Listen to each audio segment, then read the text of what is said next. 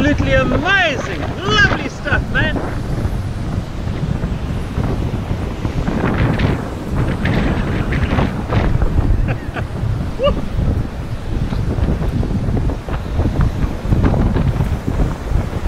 How much? 42, I can't really reefed in.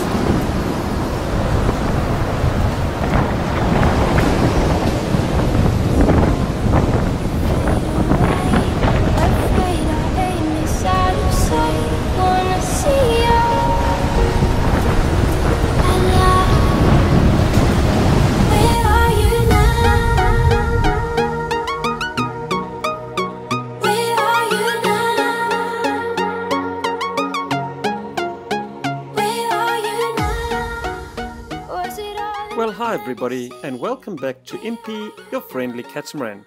Now guys, I realize, and I've had many comments asking, where are we now? Well, that's a fair question, and sorry to have delayed in putting out videos, but sometimes in life other things take priority.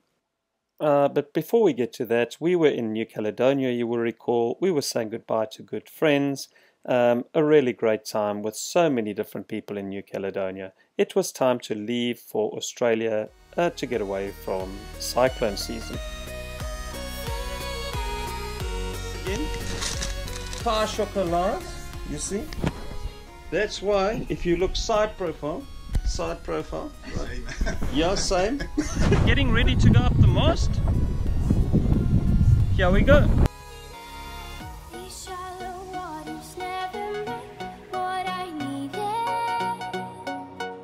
Well, there we go. We've been checking the rig. All looks good up here.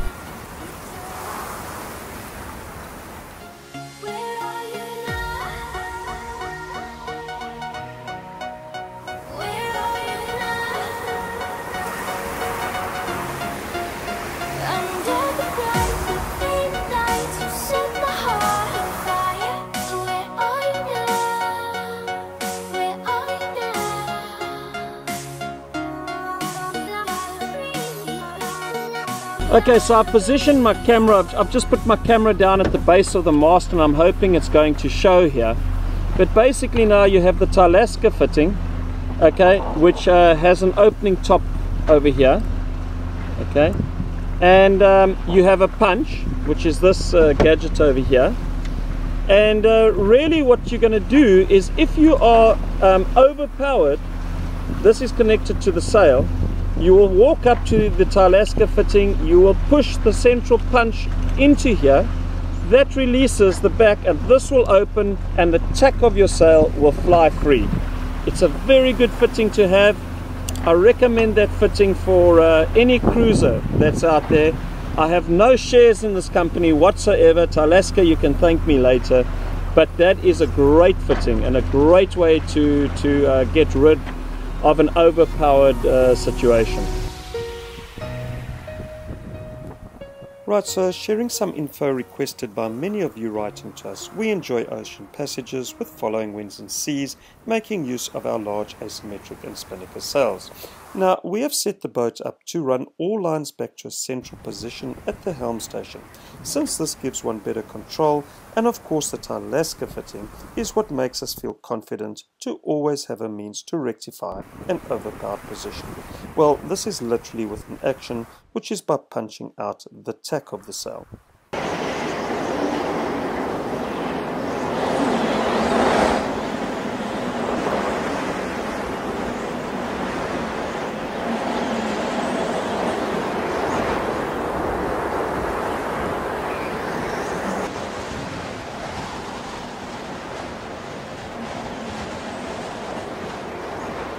On Passage, apart from our regular Ray Marine chart plotters, I like to run a split screen on my laptop with OpenCPN on the left side and SAS Planet on the right.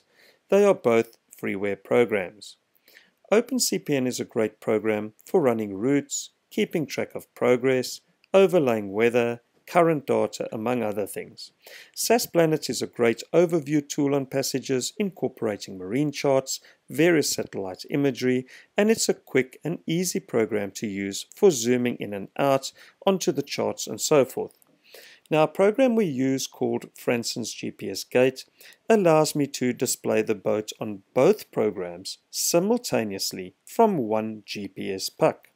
We also run a radar, since this is a great tool for detecting rain in weather nodes, and these images are usually an early indicator of associated squalls that often accompany these systems.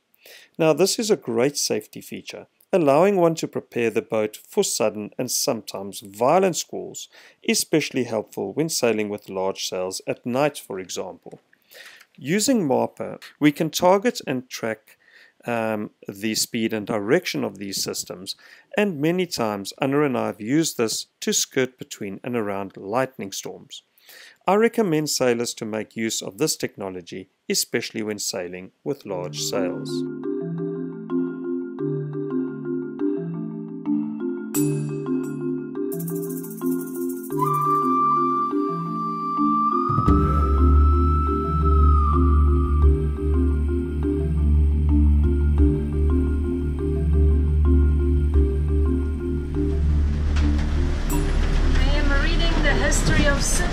You're reading the history of Sydney? Again. Yeah, so we're sitting here, we've now turned our engines on. We've had a great trip down from New Caledonia to Australia, and in the dying hours of the trip, no more wind. Well, the wind has dropped substantially, and so we are motoring in. Anna's reading a book. I've dug into the stores, into the supplies, and come up with some salt and vinegar crisps. Spuds they're called. So I'm going to be tucking into those.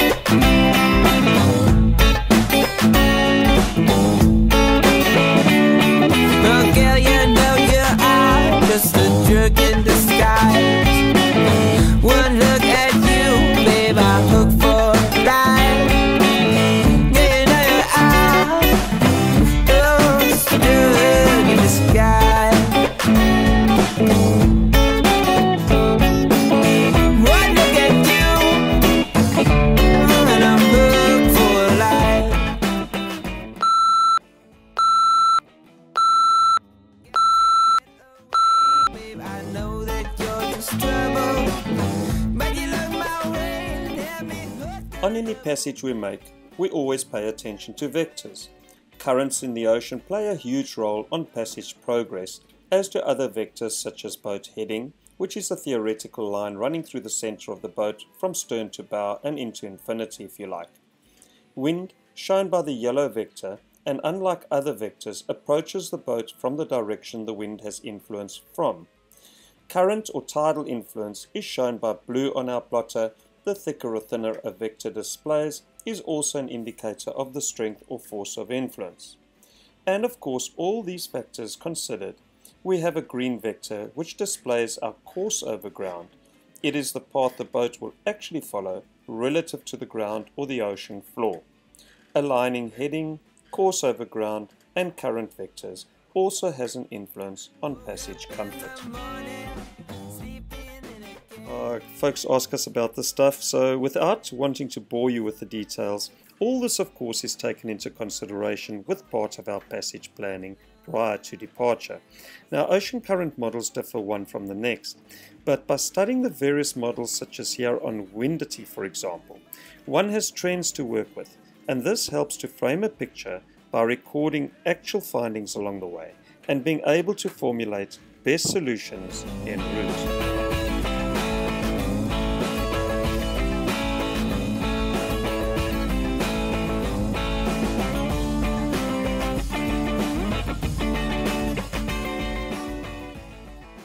We're having what for supper tonight?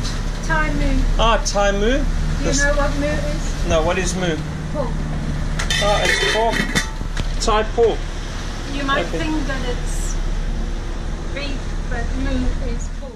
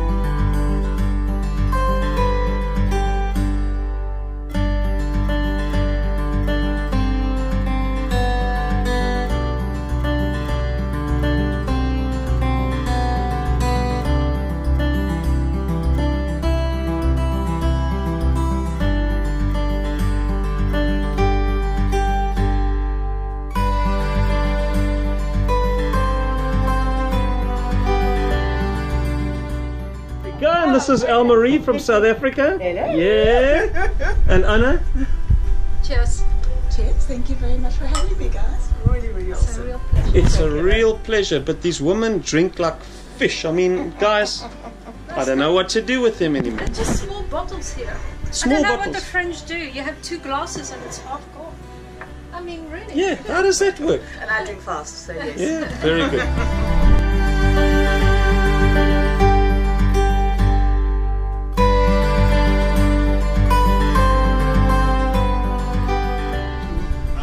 We had a lot of And messages.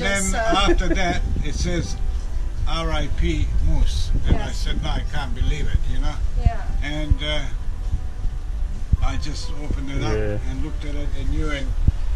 Hey, Ewan. Hello, how are you? What is bar humbug?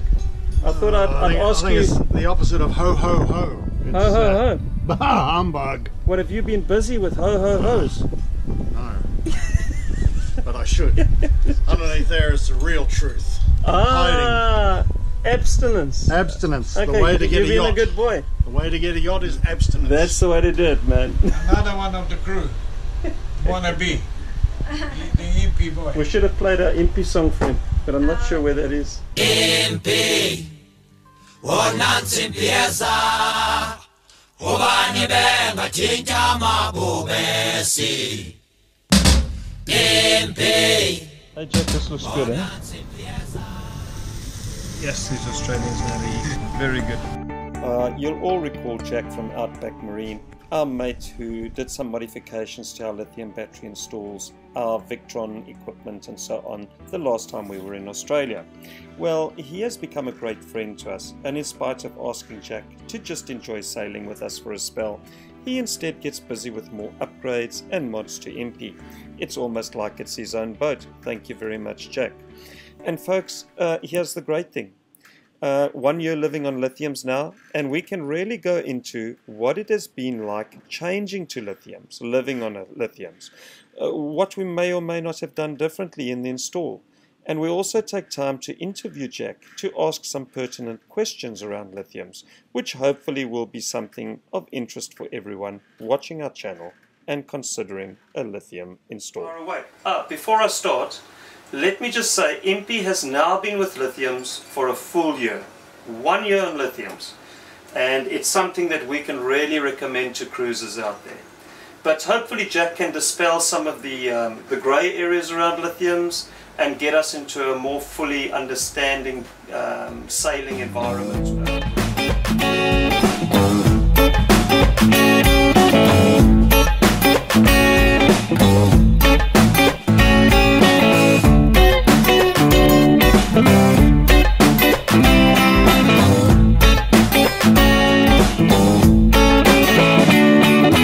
Girl, you know you're out, just a jerk in disguise.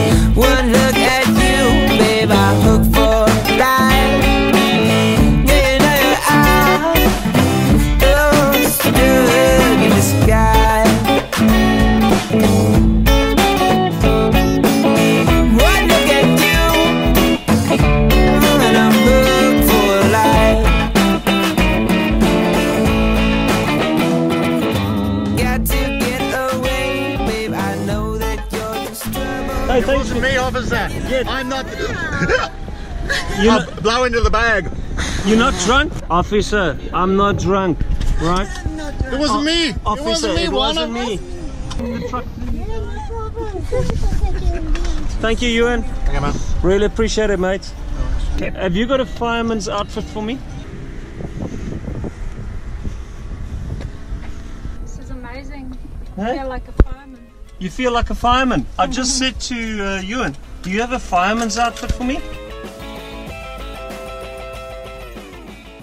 This is the way to do it, eh? This is life. There's 120 fillets here. 120 fillets? Yep, 50 fish. But who are you feeding there? Everyone. Everyone. Nigel, Sue, their son, their daughter, their other daughter, Okay, so this... my son, his girlfriend. I feel like a tui. Is it a very popular drink here, mate? It's a New South Wales beer. Don't tell anyone I'm drinking it in Queensland.